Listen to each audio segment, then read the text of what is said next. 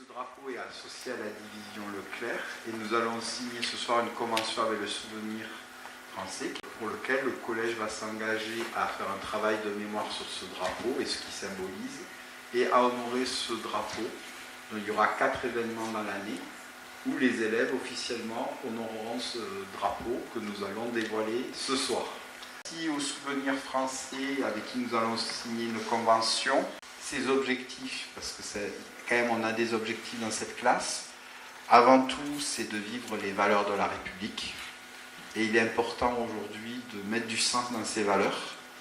Et c'est aussi de connaître et de vivre la notion de qu'est-ce que c'est que l'engagement. Donc vous devez vivre ça aussi. C'est pour ça que vous rencontrerez au cours d'une sortie scolaire le 17e régiment de parachutistes représenté ici.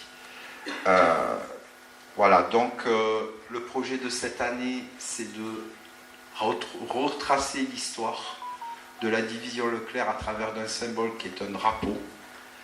Je tiens juste pour les parents se dire qu'est-ce que c'est que l'engagement. Ben à cette époque, vous pouvez avoir un jeune de 17 ans qui dit à ses parents « Je quitte tout, je traverse les Pyrénées pour aller rejoindre De Gaulle, la France libre, en pays franquiste, donc c'était quand même assez dangereux de traverser l'Espagne, pour aller rejoindre l'Angleterre. Et souvent, on était après basé en Afrique du Nord. Et c'est des gens qui sont donc participé à la libération en passant par l'Italie, la Sicile, etc. Donc voilà, c'était un engagement, ça devait être assez choquant pour des parents de voir partir son jeune, comme ça, et à pied bien entendu. Donc, je ne sais pas si vous voyez ce que c'est que traverser les Pyrénées. Donc voilà, un engagement à la fois physique, moral, et de tout lâcher, tout quitter pour un idéal. Voilà, c'est ça un engagement.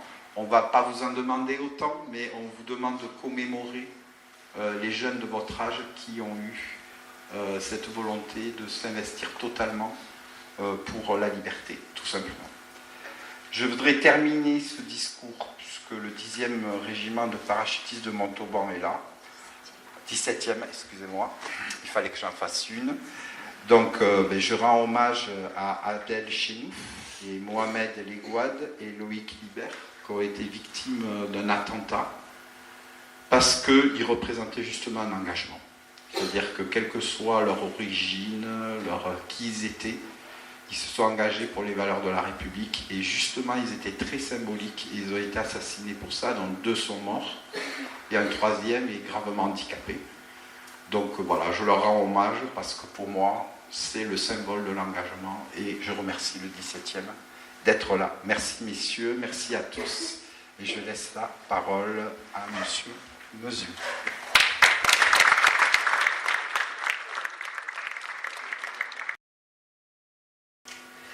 Vous recevez aujourd'hui le premier drapeau de l'amicale des anciens de la 2e division blindée de la Haute-Garonne. Découvert à l'époque dans une cave par M. Gibert, puis remis par Philippe Viader, que je remercie ici, président du comité de Castelmoreau. Ce drapeau renaît après plus de 50 ans de léthargie. Les couleurs tricolores sont encore fraîches, comme vous pouvez le voir. Mais les outrages du temps en avaient fait un drapeau mutilé, que l'on dut retirer du service dans les années 70.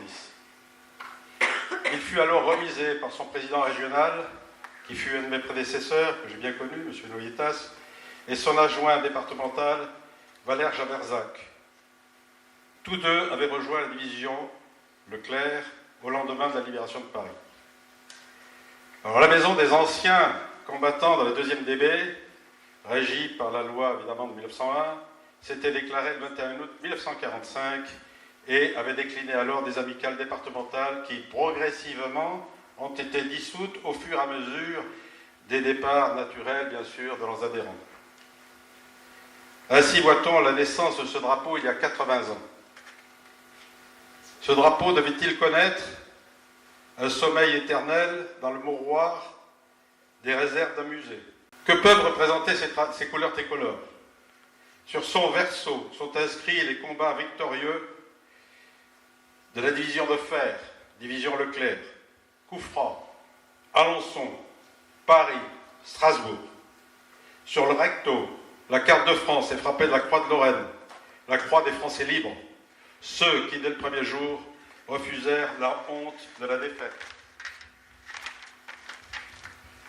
Les Français libres, chers élèves, pour la plupart étaient des étudiants, des apprentis, des ouvriers, totalement étrangers à la chose militaire, et qui se sont regroupés dans la 2e DB à partir de l'Afrique ou dans la 1re division française libre à partir du Moyen-Orient.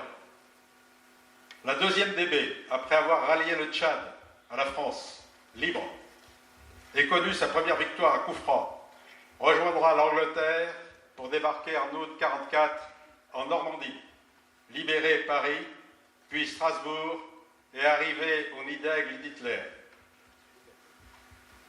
Par cette façon, elle assumait son serment de Couffranc. Libérer Paris, libérer Strasbourg. Pendant ce temps-là, la 1re division française libre, depuis Bir Hakeim, l'Allemagne, l'Italie, le débarquement de Provence, libérera toute la vallée du Rhône. Formée sous commandement américain depuis le Maroc, sous le nom de Force L, la 2e DB pratiquera l'amalgame, réunissant 4000 Français libres, gaullistes de la première heure, aux 5700 soldats de l'armée d'Afrique, fidèles au maréchal Pétain, aux 1300 spahis et tirailleurs du Maghreb, et aux 2500 évadés par l'Espagne, dont les Espagnols. Cette fusion sera une réussite permettant de démontrer que l'acceptation de l'autre, que ce fût pour des idées politiques, confessionnelles, linguistiques, est gage de réussite. Le serment de Couffranc est aussi celui de la sauvegarde de la démocratie contre un monde dictatorial qui a été refusé par les gaullistes et accepté par les pétainistes. Toutes les valeurs symbolisées par notre devise liberté, égalité, fraternité sont reprises par cette croix de Lorraine. Chers élèves, ce drapeau vous est confié pour 3 ans renouvelables. Sa présence vous impose le respect, car ce sont les couleurs de la France et l'éternel souvenir envers ceux qui ont servi cet insigne, mourant souvent pour lui. Il vous est demandé de rendre hommage à ces Français libres, à ces combattants, à ces jeunes. Certains n'avaient pas 21 ans quand ils sont morts au combat, mais la plupart avaient une moyenne de 20 ans. Le 9 février, jour de la création de la médaille de la Résistance, symbole hautement important dans la France libre.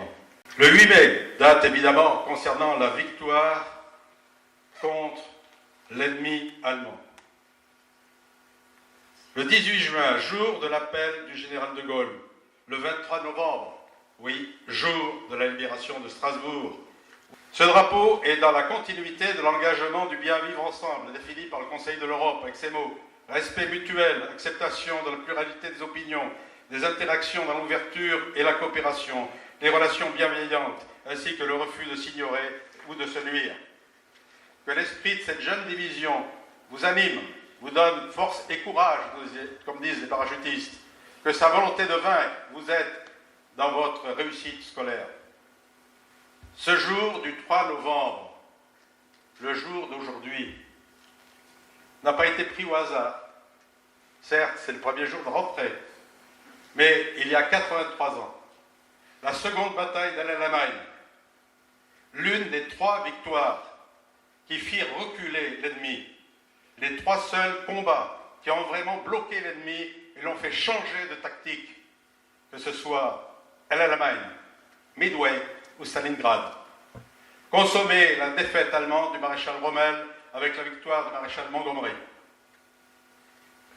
C'est aussi pour le frontalier binational que je suis de savoir que face à face se trouvait chez moi un dénommé Pierre, jeune Français libre de 18 ans, de la première DFL, à l'Allemagne. Et aussi un jeune appelé Ludwig, qui était chef de char à la 15e Panzer. C'était mes oncles, ils étaient face à face. Chers élèves, le souvenir français de la Haute-Garonne vous remet ce drapeau dans un cadre à charge pour vous de l'accueillir. Accueillez ce morceau de France il représente une page de notre gloire. C'est aussi une page douloureuse de la guerre, dont le général de Gaulle disait « La guerre, c'est comme la chasse, sauf qu'à la guerre, les lapins tirent. Donnez-lui une deuxième vie pour qu'il vous donne l'espoir. » C'est le seul message que nous pouvions vous donner et je vous adresse les salutations du contrôleur général des armées de 2e section, notre président général Serge Parcellini, ainsi que le président de l'Association nationale des descendants des médaillés de la Résistance.